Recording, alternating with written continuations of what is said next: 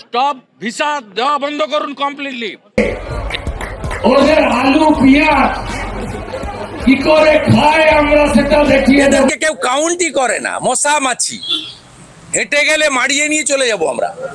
ব্যবসা খুব খারাপ, লোকজন নেই তো, কাস্টমার নেই, ফাঁকাফাঁকি পুরো। বাংলাদেশি নেই তো, মেন তো বাংলাদেশি আমাদের বড় ভাই। इधर काम है ही नहीं, 0%। ও ভাড়া দিতে পারছে না, বিক্রি তো কম হয়ে গেছে, তাহলে ও ভাড়া কি করে নিজে খাবে, না হলে ভাড়া দিবে। এই জন্য যে ভাড়া নিয়েছে ও দোকান ছেড়ে দিচ্ছে। যেখানে 10টা রুম 15টা রুম থাকতো ওখানে 2টা রুম আছে। প্রায় মোটামুটি 20-25 এ বেশি হোটেল বন্ধ হয়ে গেছে এরিয়া। ধরুন 2টো করে সারাদিনের গাড়ি যায়, তো ওর মধ্যে ধরুন 30 জন যাত্রী ধরে রাখেন। স্বাভাবিক সময় তো আমরা 6টা করে গাড়ি ছাড়ি। ভারত সরকার বাংলাদেশের পর্যটকদের ভিসা বন্ধ করে দেওয়ার পর থেকে যে অর্থনৈতিক ক্ষতির সম্মুখীন হচ্ছে তা দেশটির জন্য একটি বিশাল চ্যালেঞ্জ হয়ে দাঁড়িয়েছে। ভারতের বিভিন্ন খাতে বাংলাদেশের পর্যটকদের অনুপস্থিতি ব্যাপকভাবে প্রভাব ফেলছে এবং এর পরিমাণও দিন দিন বৃদ্ধি পাচ্ছে। এ নিয়ে তাদের কিছু গুরুত্বপূর্ণ খাতে এই ক্ষতির আনুমানিক পার্সেন্টেজ বিশ্লেষণ করা যাক। 1. পর্যটন খাতের ক্ষতি। বহু আগ থেকে বাংলাদেশি পর্যটকরা ভারতীয় পর্যটন শিল্পের একটি গুরুত্বপূর্ণ অংশ ছিল। প্রতি বছর প্রায় 15 লক্ষ বাংলাদেশি পর্যটক ভারতে ভ্রমণ করতে যান। পর্যটন খাতের আয় সাধারণত ভারতের মোট জিডিপির 10 থেকে 12% অবদান রাখে।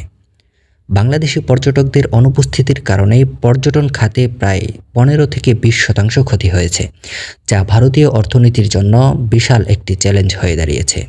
হোটেল ও রেস্তোরাঁ ব্যবসায় অবনতি। বাংলাদেশি পর্যটকরা ভারতীয় হোটেল, রেস্তোরাঁ এবং অন্যান্য সেবা খাতে উল্লেখযোগ্য পরিমাণ অর্থ খরচ করতেন। বর্তমানে এই ব্যবসাগুলোর আয় প্রায় 10 থেকে 12% কমে গেছে বলে ধারণা করা হচ্ছে। এটি সরাসরি ভারতের হোটেল শিল্প এবং রেস্টুরেন্ট ব্যবসার উপর প্রভাব ফেলছে। 3. স্বাস্থ্য খাতের ক্ষতি। বাংলাদেশি নাগরিকরা ভারতে উচ্চমানের চিকিৎসা সেবার জন্য প্রতি বছর ভারতে আসতেন। এই সেক্টর থেকে প্রায় 3 থেকে 4 বিলিয়ন ডলার তারা আয় করত।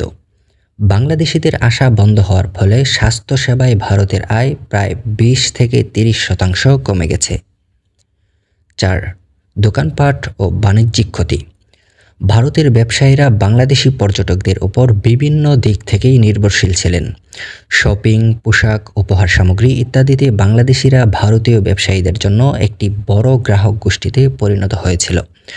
বর্তমানে এই ক্ষতির পরিমাণ প্রায় 15% হতে পারে। 5. কৃষি ও শ্রমিক খাতে ক্ষতি। ভারতের অনেক কৃষিক্ষেত্র এবং শ্রমবাজারেও বাংলাদেশি শ্রমিকদের বেশ উপস্থিতি ছিল। এখন সেই শ্রমিকরা কমে যাওয়ায় কৃষি উৎপাদনে সমস্যা দেখা দিয়েছে। এটি ভারতীয় কৃষকদের জন্য বড় ধরনের অর্থনৈতিক অবনতি বয়ে আনছে। এই কৃষি সেক্টরেও বাংলাদেশিরা না থাকায় আনুমানিক 5 থেকে 7% ক্ষতি হয়েছে। মোট ক্ষতির পরিমাণ।